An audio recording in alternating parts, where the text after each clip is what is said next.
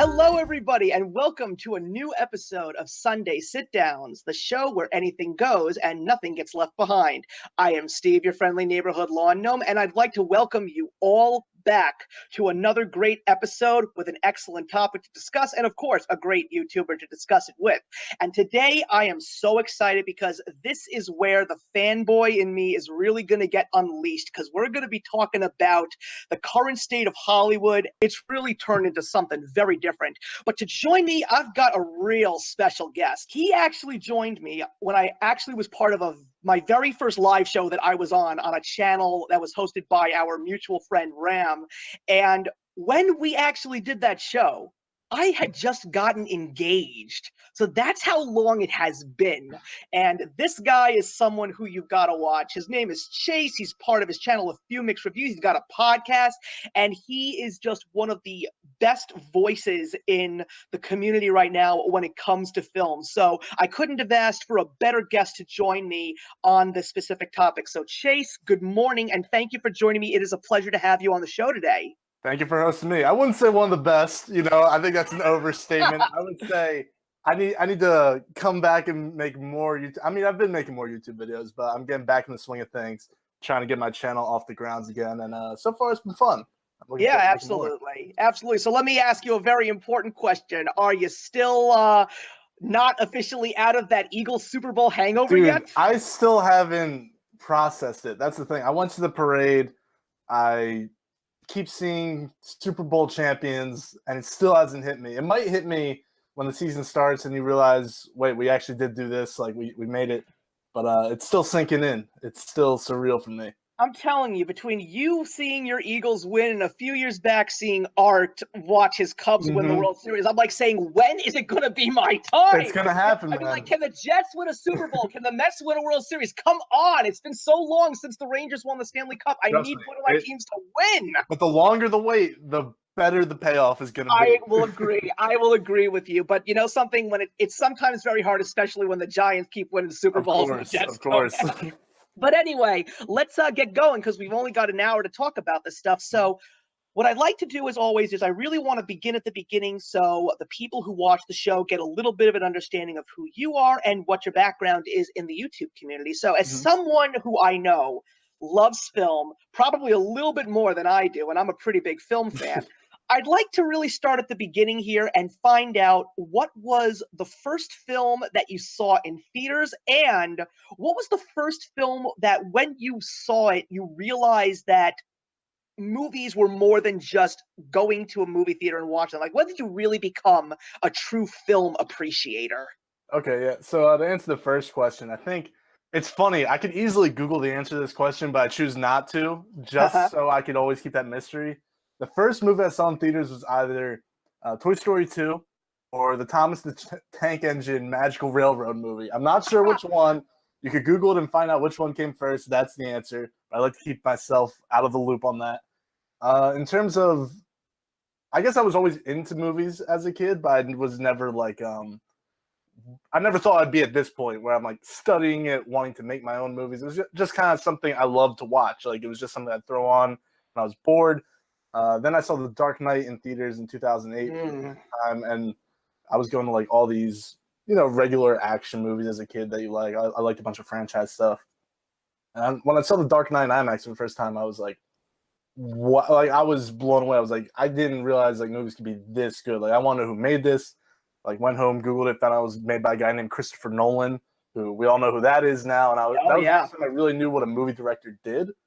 So then I got stoked for Inception, and when Inception came out, that was the point. I was like, all right, I want to do this. Like, I want to learn how to make movies.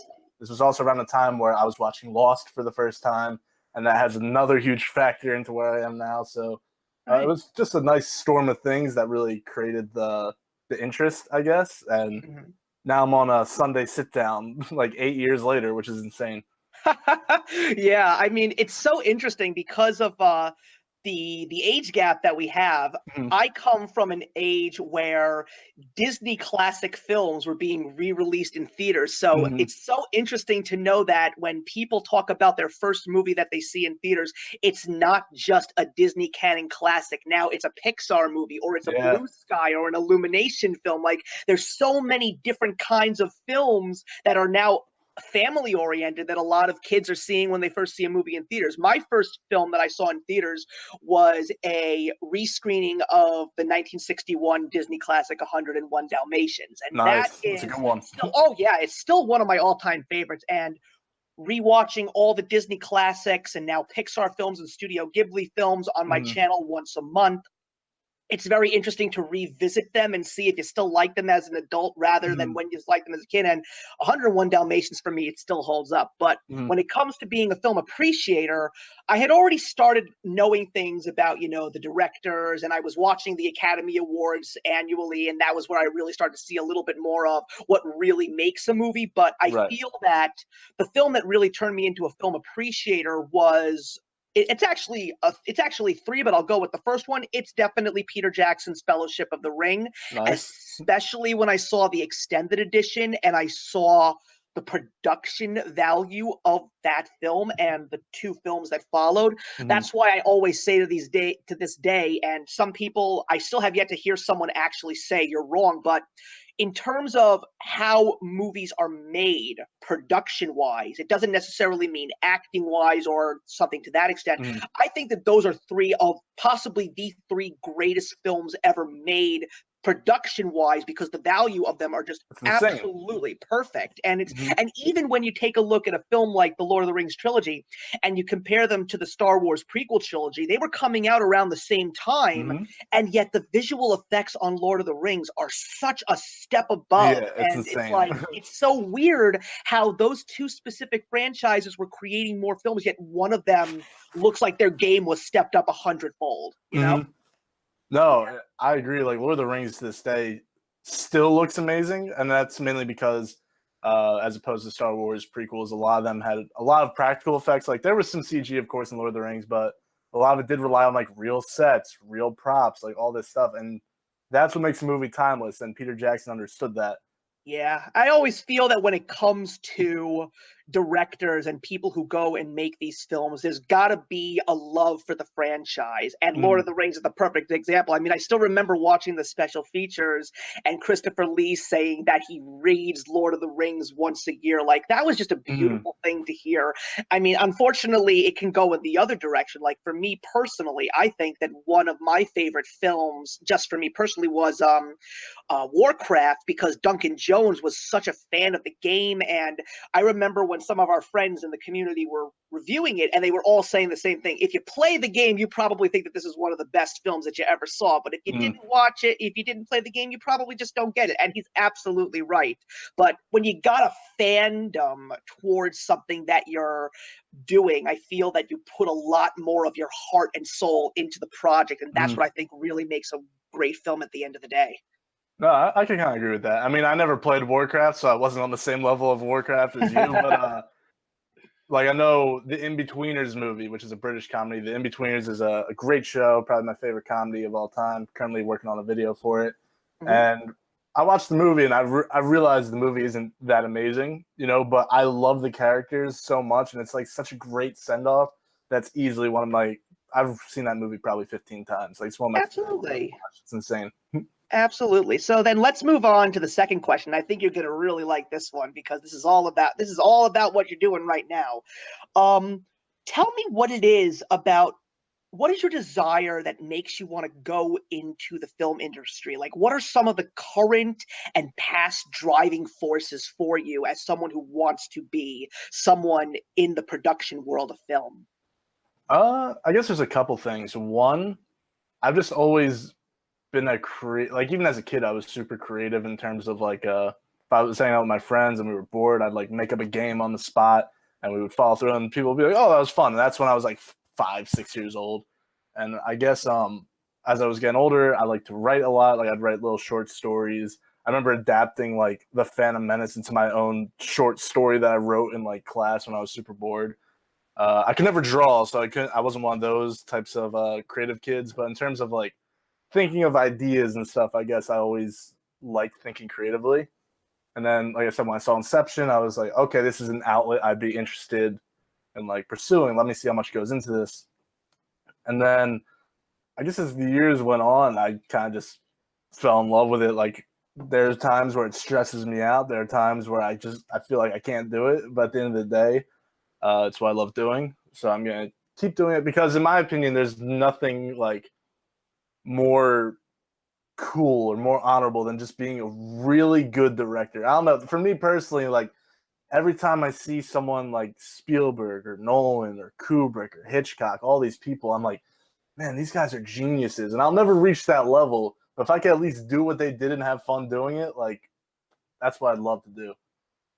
Well, listen, you could be very surprised with what could happen. I mean, did anyone in this world ever think that a guy like Jordan Peele would make a film like Get I Out? know. It's You never crazy. know what's possible. Jonah Hill's And coming out with mid-90s. That looks yeah, great. I actually saw the trailer for that, Mm-hmm. and I'm curious about it. I don't know if I'm going to be able to see it in theaters, but it's Mm-hmm. definitely something that I would love to see, especially as a kid who was coming of age in the Right. 90s. I would really like to see how I would relate to a type of film like that. I'm just hoping that the soundtrack is awesome, because if they've got Mm-hmm. to put like some truly great 90s music in there, and if it's taking place in the mid 1990s, that's what I think it is based on the Mm-hmm. trailers that I've seen.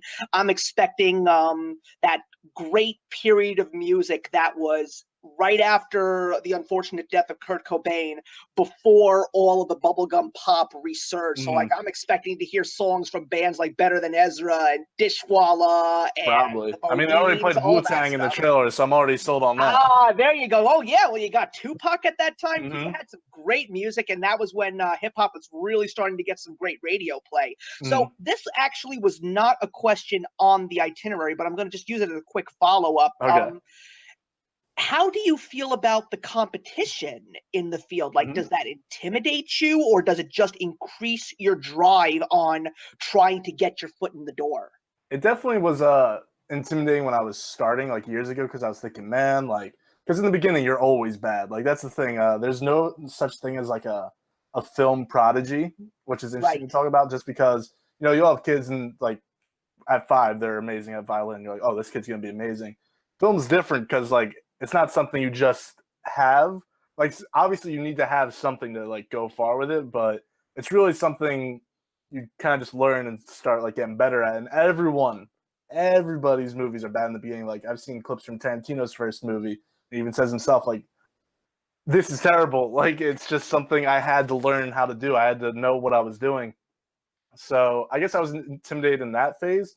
But as I've gotten older, as I've gotten closer with more filmmakers, whether it be through school or even through YouTube, uh, I've come to realize that there's just so many movies out there that's just better to like be able to help each other out. Like that's the mentality I've kind of had over time is like, especially in like the world of business, for example, there's a lot of people that think, oh, like you win by tearing others down or like downplaying other people's stuff.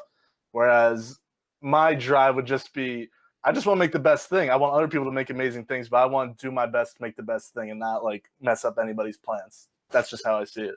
Yeah, I can agree with you on that statement that you made in the business world. It also depends on what area of the business Of world you're in. course. If you're in finance, where I was for 8 years, Yeah. believe me, that's a terrible place to be. It's weird. It's weird to be in a work environment where you're supposed to have it as your home away from home, Mm-hmm. yet everybody is trying to upstage everybody. It's just like that is. I don't know Exactly. how I even survived for that long. It's But just yeah, so you're fake. absolutely right. Mm-hmm. You're absolutely right. Everybody is it well, but at the same time, everybody's there for themselves. And at the end of the Of course. day, you are your first priority. You got to Mm-hmm. make yourself happy, and you got to not let everybody else be your first priority. Because Mm-hmm. if you're not happy, like what's the point? Exactly. No, Right. I completely understand that statement, but I don't know. I guess competition, like I guess it's within the game. Like there'll always be a competition. Like there's 5 Yeah. nominees. It's a competition to see who wins. But at the end of the day, I've just had so much more fun working with people. Like I have people work on my films, and then in return, I'll work on theirs as like whether it be a sound guy, a cinematographer, whatever they need me for. If they just need me to cater for the event, I'll help someone out that always helps me out. So Right. that's And what I I love mean, about the, I guess, overall world of filmmaking. well, you're absolutely right, because at the same time, there is always a good side, and especially Hmm. if there are people that truly believe in you and want to invest in you, and vice versa, then relationships that are very healthy can definitely be made. I mean, camaraderie is very important. The problem is, well, the challenge is really is to find those people that you trust. Hmm. If you truly Of find course. those great people that are going to put their trust in you, then Hmm. you can easily put your trust in them. It's hard to find, but they're there. They It is, exist. but it's worth it when you find them. Absolutely. Oh, totally. I Yeah. can't disagree with you there. So let's move on to the third question, and this is going to be an interesting one. Okay. So we were talking about business, so this is Hmm. sort of a perfect segue into it. Um, Money is really the major driving force in the film industry or any major business at this point in time, but I feel that with a lot of the money that's being made at the box office, at the Hmm. same time, and especially listening to a lot of your reviews, because I'm still trying to find one of those days where I'm actually going to hear a review of a movie that you really like. It's There gonna really happen. seems to be a lot more hatred Yeah. towards actual love of film. So Hmm. my question is, because of the fact that money is such a driving force, I think we can both agree that the major studios are really losing that certain something that made the film industry great. And in the long run, why do you think that it changed, and what do you think the consequences are going to be? Uh, it's changed in a couple ways, but when you look back on history, we're kind of in like this repetitive cycle. You know, like we always say, oh, we're in a bad time for movies. Where if you look at any time period, if you actually lived in that time, like that year, there's always going to be bad movies. There's always going to be Of great course. movies. Those are the ones we remember, and that's what we refer to as the good old days when we're in the modern film world. I think the problem with certain movies these days is a lot of them just feel lazy. I'd say just because I don't want to like bash talk anybody that likes certain movies because I'm not like that. But for me, when I watch something like Ant-Man 2, it just feels like a repetitive, just something I've seen before. Or an even better example would be the most recent Jurassic Park movie, Mm, Jurassic World 2. Like that entire movie just felt like a product. It didn't feel like there was any heart thrown in. Even the action wasn't even exciting. Like to me, it was just like a bland, you could have done something with this movie. But at the same time, I don't really care about that just because when Jurassic World 2 makes a ton of money, then all that little money or all that money overall gets funded into other indie projects, which Jurassic World 2 could technically fund an indie movie that I end up loving. So I think at the end of the day, it's important to support every movie, but I would just support the indies or not even indies, just good movies like Mission Impossible. Fallout's not an indie. I would say go support that over uh, Jurassic World 2 because Mission Impossible Fallout had so many cool stunts that they threw in, and they risked Tom Cruise's life so many times, and it's just supporting movies in general. And I think we're getting to a point where people are going to the theater a lot more because of AMC A-List, because of Movie Pass. So it's just supporting movies that you normally wouldn't support. Just risk it. See if you like something new. no, yeah, I totally agree with you. I also agree very much with you on the comments on Jurassic World 2. My wife and I actually went to see that movie, and I'll just say this, when we saw that ending, we literally looked at each other and we were like, what the hell is this? Like Yeah, what the hell exactly. just like we're literally going in, cuz like the thing that I didn't understand, and I don't have any issues with throwing a spoiler here or two because this movie's Mhm. already been out. If you didn't see it, then Yeah, it's you're your not gonna loss. see But it. yeah, exactly. You're not going to see it, and if you did see it, you know what we're talking about. I'm like, I just was wondering when that movie ended. Well, one, I wondered, was this trip really necessary? That's number one. Yeah, And number two, where the hell are we going from here? Like, are we literally going with Mad Max on Velociraptors? Like, what are we doing here? that'd be kind of dope. It could That be. It could could be. be. I mean, look, Mad Max Fury Road was a flat out adrenaline action fest, and Mhm. people ate that movie up with a spoon. I mean, I cannot watch that movie Mhm. unless it's on a big screen. You know, like Yeah, you have to of watch that on the course. biggest you can find because Mhm. it doesn't do itself justice if you're watching it on your home theater. It's just not the same. Oh, not I even feel close. Yeah, but like I've seen, and I agree with you also, especially as someone who goes to see comic book films whenever because Mhm. comic book fan, comic book reader. I agree with you with some of the Marvel films. I feel that a lot of them just recycle what they had done in films before, and they're not really giving us anything new because at this point in Mhm. time I really feel that people are going to these films just to see what happens at the end credits. Yeah, no, I think it's about. I mean, I don't want to talk that harsh on Marvel right now, just because they have proved me wrong. Like Infinity War Yeah, felt different, and that's why you're everyone true. loved Infinity War. I want more of that. Absolutely. More Infinity Absolutely. Wars, less Ant-Man 2s. That's I mean, my point. listen, I've been rewatching all the Marvel films, and Mhm. I will still say that, I still think that Captain America, the Winter Soldier, is the best one because Yeah, it it probably is. feels so different from all of the other ones that they made. And there seemed to be a lot more realism and a lot less fantasy in it, even though it involves a fantasy character. But Mhm. it's just, there's something about that film. I feel that the villains are stronger. I feel the heroes are developed so much more, and the story is just so intriguing. It makes you it's fun, but at the same time it makes you think. Infinity War didn't have much of that thinking element, but it was Mhm. a very epic film. Like It was this an is event. these yeah, it's the things that you see in the comic books, and you want those kinds of comic book films to be as grand as you read in the pages, Mhm. I also feel that one of the major issues with a lot of the blockbuster films is the fact that the studios just won't stop interfering. And I think you see that a great deal with Yeah, Warner that's Brothers. a big problem. Yeah, because look, I can have these conversations about the DC films. I love the DC films because they're trying to be everything that the MCU is not. Like I wish that if the studio just let Zack Snyder keep those 30 crucial minutes of story in Batman v Superman just because of the fact that it would have been rated R. I'm like, oh my goodness, so what? There Mhm. were 6-year-olds in my theater at Deadpool. It's Yeah. not like they were going to sneak kids in and watch these films as long as they were accompanied by a parent. But Mhm. if those 30 minutes were in that film, I feel that the whole controversy would never have happened. Because I talk to a lot of people who see that extended cut, and everybody says it makes the film it makes more sense. It's much Mhm. better. And I just wish that studios will just let the directors do what they're supposed to do because at the end of the day, they really do want to give us their vision, their passion project.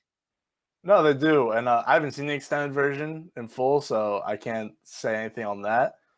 I just think DC, not even DC, Warner Brothers is on a whole nother level right now, which I don't understand, just because they're all over the place. I kind of don't mind that they're just trying to make random movies now and just seeing what sticks. They're just so unorganized. That's the thing with them right now, and I'm interested to see where they go from there. One thing you were talking about though before with going back to Jurassic World 2 again Go for it. is I guess that's my biggest problem with certain movies is like a lot of it feels rehashed. Like the Right. ending of Jurassic World 2 is basically saying, "Oh, so Jurassic World 3 is just going to be the Lost World extended into one movie." We saw this like 20 years ago, and I think that's the main problem here. We're getting I don't want to say we're not getting enough original ideas because nothing's an original idea before we've pretty much seen everything that's going to be done. It's just not seeing the same thing within the same franchise, mind you, over again. It's just you could try a little bit, and I think that's the problem. They're not trying enough with certain movies. I won't disagree with you. I really do feel that there's a lot. Again, it's like I remember going to movies and just being thrilled out of my mind. Like I still remember being a 14-year-old in a movie theater seeing Independence Day. Now that movie is by no means an Oscar-worthy film in terms of acting, but it was just an event. That's what Mm-hmm. they said that they hadn't seen lines around the blocks at movie theaters since Top Gun, and that's a big statement to make.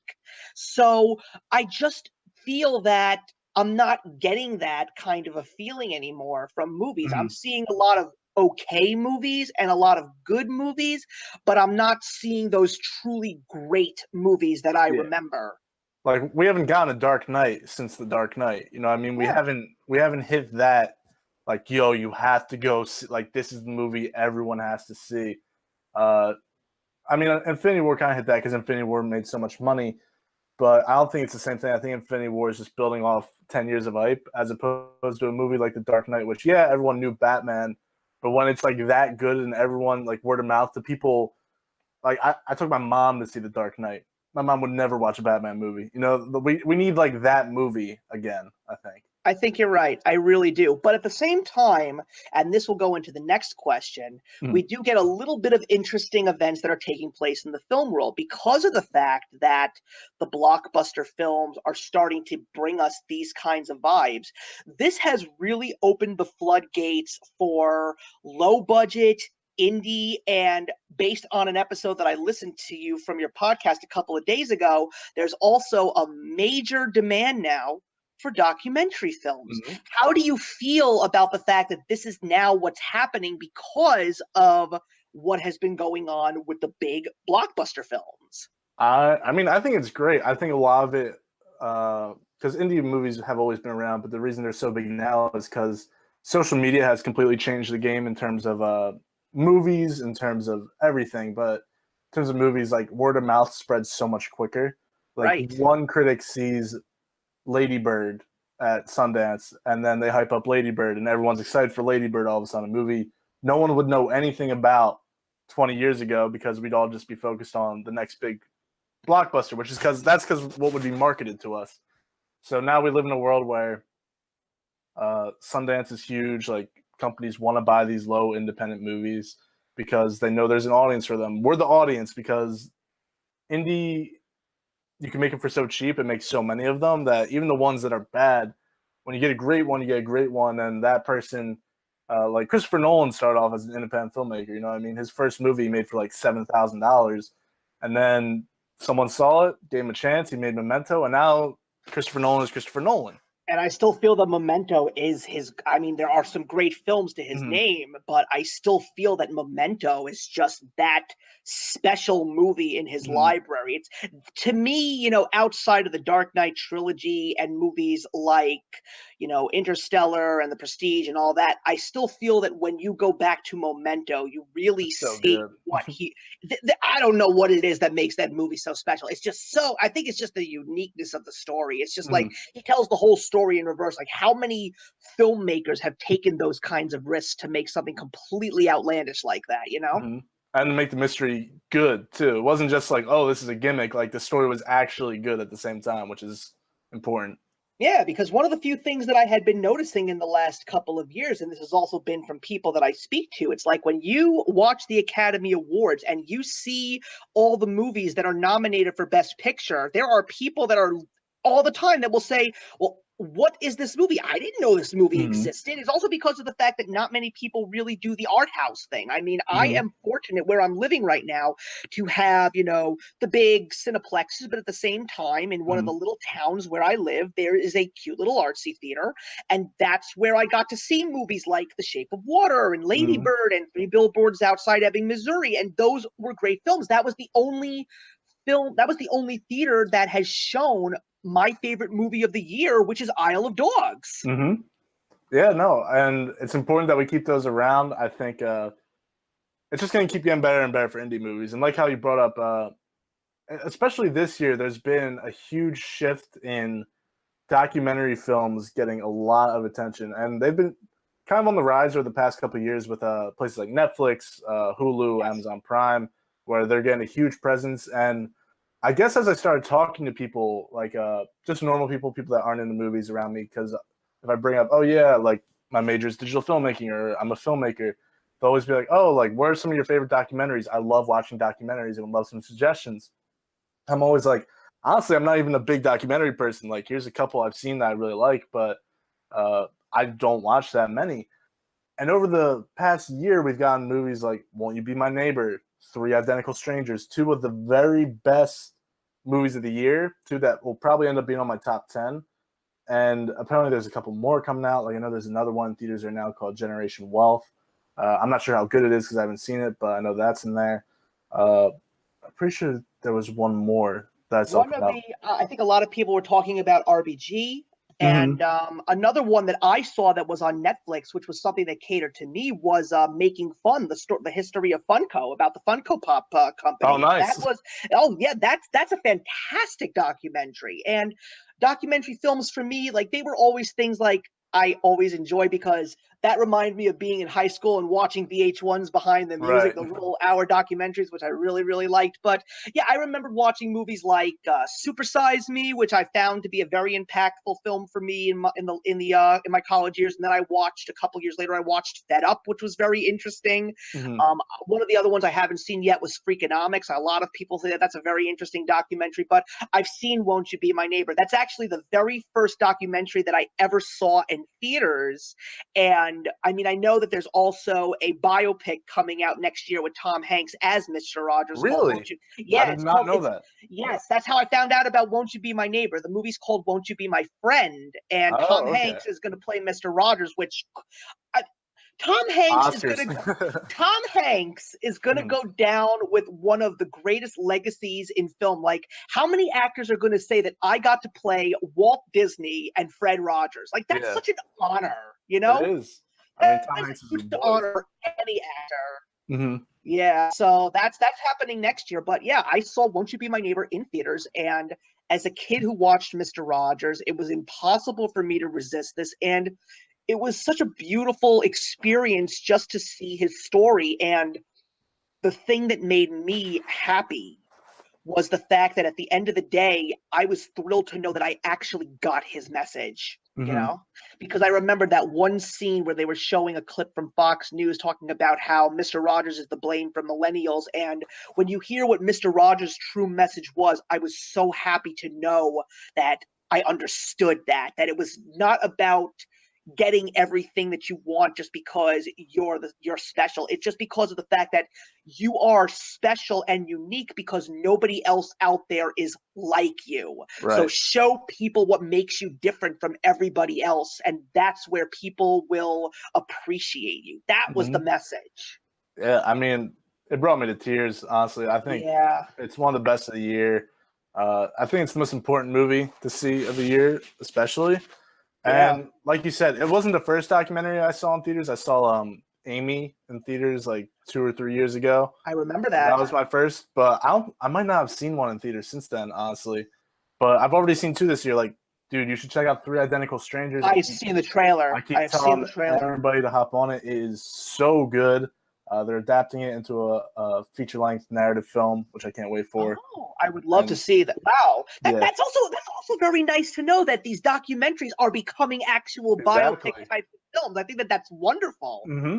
I think that just shows you the impact of the documentaries that are coming out now. I mean, I have to cut back on the film going these days because of all of my life events right now, but if I don't see it in theaters, I will be seeing Three Identical Strangers. Seeing that trailer, I was saying, if in theaters or not, this is a must at some point in time in my life. I would love to see it. But anyway, before we continue on with the questions, we've actually reached the halfway mark of our hour. So I just want to thank everybody who has been listening. I know that we don't have that many people today because it's very, very early, but that's fine. But just remember, everybody, just remind everybody that this video will be taken down from the channel and it will come back up on Monday, August 6th, which is tomorrow at 7 a.m. Eastern Standard Time. I like to put a nice little intro and outro. I'll even be giving the video to Chase. So if you guys missed it and you're all followers of Chase, you'll be able to check it out on his channel if he wants you guys to. That's entirely up to him, not me. But let's move on to the next question. And this is also sort of on the same area that we're talking about right now. How do you feel about the fact that because of where the film industry has been going in terms of the big blockbusters and the big moneymakers, a lot of big name actors are now making the transition to things like television programming? Do you feel that the whole war of art versus business that's going on right now, because I really think that that's the big battle in film these days, who do you think at the end of the day is going to come out on top? I don't know necessarily who's going to come out on top. I mean, right now, TV is in a weird spot because I'd say 3 years ago we were in the golden age of television. Like, straight up, like, there will never be a better time for television, where we had Breaking Bad, Game of Thrones, just shows like True Detective on the rise, where it was before where we are now, where I think the problem with TV now is there's too much of it. That's the thing. Like Yeah, I agree. everyone tells me you have to watch this show, this show, this show, this show, this show. I'm like, listen, I don't have all the time in the world. Like I've given shows a chance and tried. Like I tried Parks and Rec, didn't really get into it. Yeah, I'm And not a fan either. yeah, I'm not someone that you can't really just stick with something if you're not into it. You know, like I love Breaking Bad. I understand that Breaking Bad is kind of slow in the beginning. So if someone was turned off by that and didn't want to watch the other 55 hours, I understand where they're coming from. I gave up on shows like The Walking Dead when I wasn't into it anymore because these things, they are movies. They're just really long movies. And that's why I know the Coen brothers are making a show. I know Tarantino has talked about once he's done making movies, he might be interested in making a show just because it is an excuse to make like a 10-hour movie.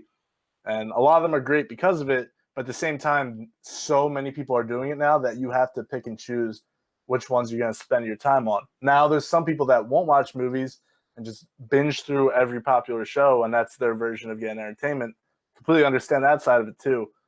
I personally prefer movies to television, even though I think there's some television shows that really outshine modern movies. It just depends on which ones you pick in the moment, honestly. I'm not sure which one would necessarily come out on top, but I think they could both live in a world simultaneously and just both succeed. Yeah, I mean, for me, there was a point in time. I mean, in the early 2000s, I was watching like next to no TV because that was when the reality shows were really predominant, and that was just not my cup of tea. But I started watching some television when the sitcoms started coming back because I was watching shows like How I Met Your Mother, and then I started watching The Big Bang Theory, which I still do watch to this very day. And I gotta say that the spinoff, Young Sheldon, really surprised the heck out of me. And that's Mm-hmm. just because of the fact that I thought that the cast was wonderful. I think the most amazing thing about Young Sheldon was the fact that on Big Bang Theory, Laurie Metcalf from Lady Bird plays Sheldon's mom. I found it blew my mind when I found out that Laurie Metcalf's daughter plays young Sheldon's mom. So literally, Really? mother and daughter are playing the exact same character in two completely different shows in the same universe. But so I just found that beautiful. But at some point in time, these days I feel happy when I stop watching a show because I'm Mm-hmm. just not interested anymore. I can finally get a little bit more free time because, like, I was watching Modern Family. I gave up on that. I gave up on all the CW comic book DC shows. I'm done with that. I gave Yeah, they have like Riverdale 5 shows now. yeah, I gave Riverdale a shot, dumped that too because I didn't think it could carry on a full season after 13 episodes.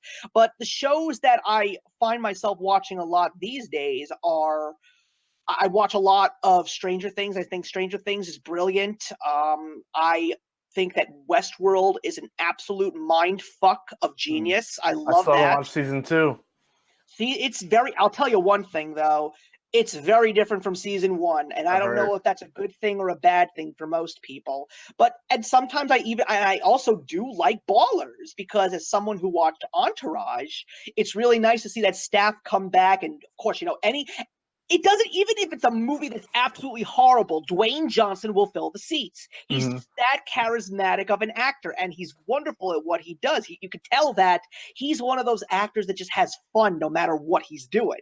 Mm-hmm. And I love him in Ballers because I love, as a sports fan, it's really cool to see a show that revolves around sports from behind the scenes, like how the contracts get negotiated, how the players want to demand trades and stuff like that. I find that very fascinating. It's not the best show, but as a sports fan can Right. appreciate It's a a show favorite. like that. Exactly. And at the same time, I prefer to watch, I still watch animated shows. I'm watching the new DuckTales cartoon, which is absolutely wonderful. It's a nostalgic overload for 80s kids. And I even watch Big Hero 6, the animated series, which is absolutely fantastic. I think it's a great way for Disney to take one of their more popular films from the last couple of years and actually give it a continuation in the right way. I feel that that movie really deserved a television series because you're seeing a lot more of the universe, you're seeing a lot more development of the characters, and I think that that is a much better road to take than a straight up sequel film in that kind of a universe. So I appreciate the fact that television has gotten better over the past couple of years. It's Mm. nice to see the brain being inserted back into television. Also, another great show on Netflix is Grace and Frankie. I think it's an ingenious comedy, such a wonderfully acted show, and to see Martin Sheen play a gay man is absolute ingenious. The guy just he I think the best part about that show is the fact that two straight guys play gay guys and a gay woman is playing a straight woman, and that's Lily Tomlin. That's what I love. I love that they're embracing the styles and the diversity of what they can do as actors, and I feel that you can do a lot more of that with something like a television show rather than just a 2-hour film. Not saying that people can't do it, but I feel that with television you get a lot more development. Oh, of course, and that's the biggest pro of doing TV over film. Because, like I said, The In-Betweeners is my go-to comedy, and it's only 6 hours total. Like, there's 18 episodes, 20 minutes each, but you feel such a connection with them because they feel like your childhood gang of friends that you just wouldn't get the same thing if the In-Betweeners, like if the In-Betweeners movie came out, I'd laugh, say, yeah, that was a good comedy, but I would not love it to the point I do right now if I didn't have those 6 hours of development before and watching these kids go through every sort of high school experience. So in terms of character development, yeah, it's the biggest advantage. But I think it's also more impressive to personally, I think it's more impressive to make a movie than a TV show because of that reason. Because when you're making a movie, you're forced to make certain decisions that make the characters feel developed in a way shortened amount of time compared to TV, which is very hard to do. A lot of directors, I'm not sure because I haven't made my first feature film yet, I'm working on that. A lot of directors say it's way harder to make a short film than a feature film because of that same exact reason, because you have to make a great story between 5 and 10 minutes and make a character that feels developed even though you don't have time to develop them. So I think it's always interesting to talk about. And I will tip my hat off to you and mention one of your all-time favorite films that I feel does in fact do that, and that's Dazed and Confused. Yep. They feel Dazed like and real people. Confused, they feel like real people, and you didn't need to see much development. It's like they were already developed and you knew them. Mm-hmm. No, and that's why I love it. I love movies that could pull that off well, because Dazed and Confused has that authentic, like, they feel like real people. In-Betweeners, they feel like real people. Those are the types of movies I connect with. I think that's the reason a lot of people connect with movies like Dazed and Confused, even though they might not know it at the time. But yeah, you can just tell when something feels fake, you know? Yeah. Like I remember when Can't Hardly Wait came out, which of course a lot of people say is pretty much another version of Dazed and Confused, but Mhm. I still remember watching that movie and I was able to pick out every single character in that film and say, that's a person from high school. That's a person from Mhm. high school. Even though parts of it were very over exaggerated, Of course. there was such a sense of realism. Like you really felt like these were kids that you went to high school with. And again, the same thing can be said about movies like Dazed and Confused and Fast Times at Ridgemont High, and even movies like Clerks and Mallrats. Like I Mhm. wish that I don't know about you, but I feel that the great teen comedy is gone now. Like I really haven't seen many films like movies like John Hughes and Kevin Smith and Richard Linklater and Cameron Crowe have made in Mhm. the 80s and 90s. I think that we have lost movies like that. I Yeah. feel that we see them every now and again, but they're very few and far between. They've been more so substituted with coming of age movies, you know, which Mhm. depending on who you are, that could be a good or bad thing. I love coming of age movies, like, so Me I'm too. cool because I'd say we'd agree Lady Bird's the closest to like that teen comedy, you know what I mean? Agreed. I And that's agree with you more coming 100%. of age than comedy or teen comedy. Uh, I think it could have a comeback though. I think I'd they're like for needed. it to. Yeah. I would. I mean, like, I feel that even though I haven't seen this movie yet, I know that one of the movies that connected with a lot of young people this year was Love, Simon, and Mhm. I it's haven't seen not it either. just it's not just because of the fact that it's all about a guy coming out. It's just like they say that it feels like a truly great film with characters that you went to high school with. And I asked so many people who saw that movie, I said, do you think that this would have been directed by John Hughes if he was still alive? And they all said, hell yeah. And I think he probably, even though I think that they got the right director for that, Greg Berlanti, who does all the DC shows on CW, I think that he was the best person to direct that film. And I still have yet to see it myself, but it's just nice to hear that people say that it feels like one of those great teen comedies from the past. That's a very positive thing to hear. Mm-hmm. Yeah, I think sometimes a lot of people try and replicate the style at the same time too. Like I know a lot of people said Spider-Man Homecoming felt like that, and I thought Homecoming was kind of fine, you know. That was my opinion. I think that one of my favorite movies that felt a great teen comedy / coming of age film that I saw was Edge of 17. I loved that film so much. It was great.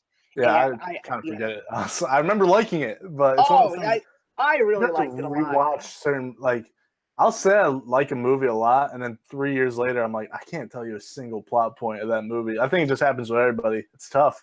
Well, that's what I feel that needs to happen, especially when I see a movie. It's like, what are those movies that I truly love? Those movies that I truly love are the movies that I can watch over and over and over again. I mean, I just popped into my Blu-ray player the other weekend. I watched the original Ninja Turtles film from 1990, and you know something? Mm-hmm. It's still wonderful. It's still one of those great films, and I'm so excited because when Prime Day happened, I went and picked up some great classic movies that I used to watch for ultra cheap, and I'm going to be rewatching for the first time in forever, even though I distinctly remember most of it. I'm going to watch Honey, I Shrunk the Kids next year because next year is its anniversary. I think it's its 30th anniversary next year. That's nuts.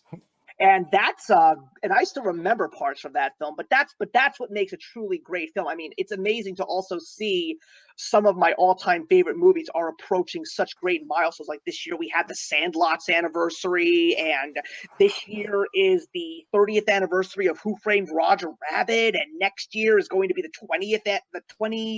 25th anniversary of The Mask. Like, oh my goodness. Movies are getting old. The Dark Knight turned 10 years old. That's insane. That's nuts. That is absolutely insane. Yeah. So we're going to get into the next question, and I'm really curious to hear your take on this. One of the few things that we are predominantly seeing in mainstream Hollywood these days, political opinions, forced diversity, progressivism, and Hollywood is giving these thinkers a public soapbox. Do you feel that that is taking away from the overall great experience that we as moviegoers are having in the world of film and Hollywood these days? Here's the thing. I think no matter what, every piece of art is going to be political in some way, whether the director is noticing it or not. Everyone's always making a statement about something. In terms of forcing diversity, I think that's the main problem, forcing diversity. I think diversity is super important. Absolutely. I think we're getting overall a good amount of genuine diversity, like movies like Moonlight that came out. Moonlight is great. Moonlight isn't forcing diversity on anybody, you know what I mean? Like, it's not in your face. Like, it's kind of like how Star Wars was kind of doing it. I know it's a super sensitive topic, but I think the main problem comes from when certain executives, and there's leaks of certain executives, I'm not going to get into too many specifics, of them being like, okay, we need to fill this checklist of things we have to check off. And I think it's really important. I know when I cast, I don't really put out like a specified race. Like I'll put a gender and an age range I'm looking for, but I just want the best person that fits the character. And that's how it should be, 100%. And I think everyone's getting a better chance of that. There's never been a better time to be in Hollywood. I know there's people that complain. There's always going to be people that complain. There's never been a better time to do anything in the industry because there's so many opportunities for so many different things.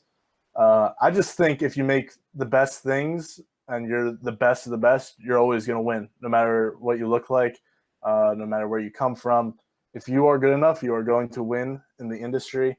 I think a lot of diverse people are proving that. I mean, Barry Jenkins is one of, I think, the most talented people working today. Greta Gerwig last year absolutely killed it with Lady Bird. Even Eliza Hittman, who made this movie Beach Rats that no one saw, but blew me away last year, was in my top 5 of the year. So, yeah, I'd say in terms of diversity, it's great. I love how everyone that's good is starting to come out and just make their own things. I think that's the most important thing. When it comes to studios, a lot of them are using diversity as a way to market their movies, which I just think is messed up. I agree. And I wish, you know, I think whoever's the best person for the job should get the job. I think they should just make characters, have a bunch of people come out and try out. Whoever does the part the best should get it. You shouldn't force a certain person to be in a movie so you can market it to that audience. I think that's just a messed up way of looking at it. But at the same time, like I said, there's so many people, because it was just like this old white man's game for such a long time back in the old days. And now that anyone that's good can make a good movie, I love that. I want more of it. I want the best of the best, no matter what you look like, no matter where you come from. I want you to be making movies that I see in theaters. That's just how I see it. Yeah, I can't. That's exactly what I would. That is exactly what I say. I don't appreciate the fact that people basically say, "Well, we're going to do this. Like, come see our movie," because I mean, they did that. Disney did that with their live action Beauty and the Beast. Come see our movie because we have a gay character, Yeah. and Like Fox when you say and something like that, like it automatically makes me go like, all right, that's messed up. because it's like if there's a gay character in the movie and that person is just like you and me, nobody's going to care if that person is gay or not. They'll embrace the character if they like the character. That's just the Mm-hmm. way it goes. I mean, I think that there are also some other great I believe there are some truly great directors that are coming out. Like I think that Black Panther was such a great film to come out because now there are so many black actors out there that nobody even knew existed. They were making movies. They were actually making great films. Like Chadwick Boseman was in so many wonderful films, and Lupita Nyong'o was an Oscar winner, and they had Daniel Kaluuya, like so many great actors, but they were never given an opportunity to be in a mainstream film. And they all got their opportunity in a movie where you kind of had to have a predominantly black cast. So everybody got a chance to see all these great actors. So I'm like, you know what? If you feel that these actors can fit your character, put them in there, put them in your movie. It's like when I saw the HBO Fahrenheit 451 and I saw that Michael B. Jordan was cast as Guy Montag. And quite frankly, if you read the book, they never described the skin color of the character. So it really could be anybody. And I said, wow, Michael B. Jordan's going to play Guy Montag? I thought that was fantastic. And even though the movie was liked by some and not really cared for by others, I still thought that he did a phenomenal job. And I feel that people should also not be criticized if they're trying to pretend to be somebody else, because Scarlett Johansson has gotten so much flack over the past couple of years lately with the film choices. When she was in the live action Ghost in the Shell, I remember so many people going up in arms saying, "Oh, they whitewashed the character. It's supposed to be an Asian woman," but they didn't read the articles. First of all, the creators of the original manga novel, also the creators of the 1995 anime film, the character that Scarlett Johansson played, her character Major, is supposed to be a android body based on a white European person. Hence the fact that Major in the anime has blue eyes. That is something that you see mostly in white people. And the people who made the original content said, "We want Scarlett Johansson to play our character. This was not a whitewashing thing," and people didn't seem to understand that. And then she was going to be in that movie where she was going to play a trans person, and she got death threats because people demanded a trans actor, and she ended up having to leave the project. I think it was Jeremy Piven in Entourage that said it best about Hollywood. Hilary Swank has a vagina, and she won an Oscar pretending that she has a dick. That is what actors do. They pretend.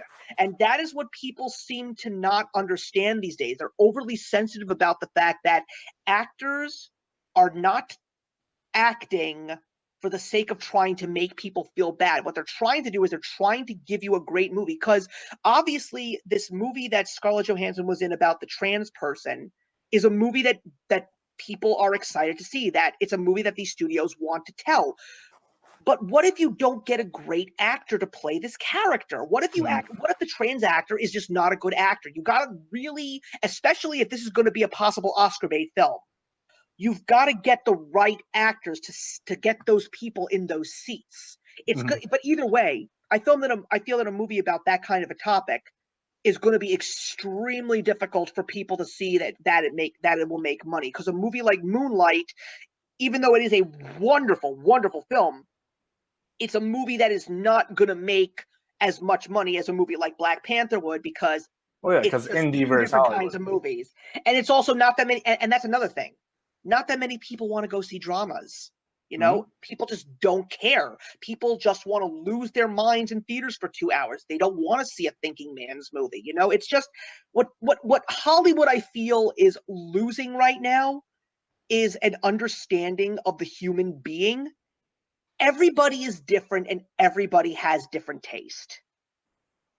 No, I agree with that. And going off that, I think I get why people would be pissed, obviously, but at the same time, you have to look at it from uh, do we have a trans actor on the level of Scarlett Johansson, of any other actor in that Maybe area? find him or her, cast him or her. Yeah, I think the answer right now is no. And how you get the answer to yes is having that actor act in other things first, get the name out there, build the reputation, and then you can make that movie. But at the same time, I mean, I'm not from that community. I can't speak from that perspective, obviously. But I think either way, if your story is being told and it's getting attention, that attention will transfer into getting trans actors more roles depending on what they're going for. Yes, yes, absolutely. So let's wrap up the interview with one more question, because we're getting to the hour mark. And it's pretty much a summation. Do you think that with all of the controversy, with all of the butting heads when it comes to big budget versus indie, politically correct versus non politically correct, do you feel that we could get to that point where we could see the truly great golden age and all the other great ages of film? Do you think that we could ever get back to where we used to be in terms of that magical film experience? Or do you feel that it's just going to be a whole new animal in the coming years? Um, it's tough because we were in like a slump, but I think we're at the very beginning of the rise of especially theaters getting packed again with movie pass. You know, movie pass is dying. Yeah. Everyone's getting AMC A list. I got AMC A list. I'll tell you right now, those theaters are getting packed again, which I'm such a fan of. It's awesome to see. So in terms of making the movie theater experience an experience again, a fun thing to do, I think it's on the rise again because ticket prices were so expensive, and now that you could spend 20 a month and see 3 movies a week, absolute steal. So in terms of that, I think we're good. Uh, in terms of, I always hate the big budget versus indie argument, just because it shouldn't be a fight. You shouldn't It's have to really pick not one. an argument. Yeah, Yeah, you're exactly. right. You should kind of just support both, because at the end of the day, if you don't like the big budget movies, that money goes into funding the indie movies. If you like the indie movies, don't like the big budget movies, I mean, there's still movies like The Dark Knight that come out that you could support that are genuinely great. They don't feel like a product, and there's a lot of them that come out. So I'm just a fan of good movies. I don't care if Yeah. it's a blockbuster, I don't care if it's an indie, I don't care if it's a documentary. If it's good, it's good. I'll support it. In terms of politically correct versus non-politically correct, uh, every movie ever made has some sort of political statement. Uh, I don't know. I feel that people yeah, need to learn how to laugh again. I feel that nobody has a sense of Yeah, humor anymore. I feel the same way. Like, I think a lot of people on both sides take themselves way too seriously, and I kind of just go see the movies and make movies. That's all I do.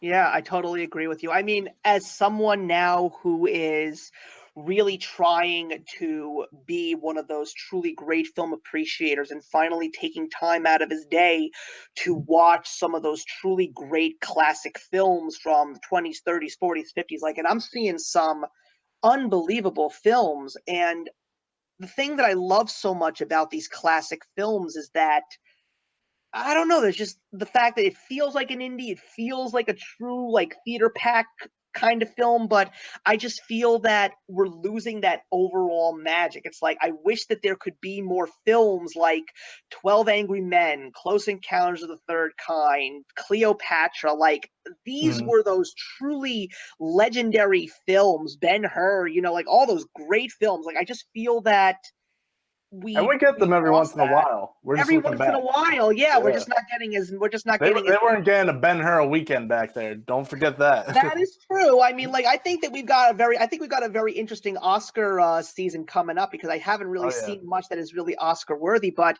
I think Mary Queen of Scots looks really good. I think that the Ruth Bader Ginsburg biopic film, which name escapes me right now, but I know that it's coming at the end of the year. Like I think we're gonna get some really good film. I just hope that Bohemian Rhapsody is successful. That movie looks fantastic, and I'd love to see a I great hope it biopic. delivers. It went through development Right. hell, so we'll see. Yeah, absolutely. But anyway, everybody, that wraps up the show for today. What a great conversation. Chase, thank you so much for joining me. Thanks for having me. It was great to I'm just going to say this. It was great to actually get a dude on the show because I've been having lots of women on the show. As great as it is to have a great conversation with women, I just feel you get another perspective when you're dealing with another guy. So I think it was really great to finally get a guy onto the show. I hope to get a couple more because I want to get a little diverse myself here and get people from all different kinds of backgrounds and all that. But just remember, everybody, that this show is going to go down and it will go back up tomorrow, August 6th at 7 a.m. So you can see it all over and see it as many times as you want. So I'd like to thank you all once again for watching. It was great to have you all today. And I'm looking forward to seeing you guys for another episode of Sunday Sit Downs where we discuss another great topic, but more importantly, have another great YouTuber on the show to discuss it with. I'll see you all in the next one. Hey, thank you so much for stopping by my channel today. If you're new here and want to see more of what my channel has to offer, please click on the link to my last video or hit that subscribe button to be kept up to date with all of my uploads. Content of all sorts is posted here quite often, so trust me, you do not want to fall behind. I will see you in the comments, and actions speak louder than words.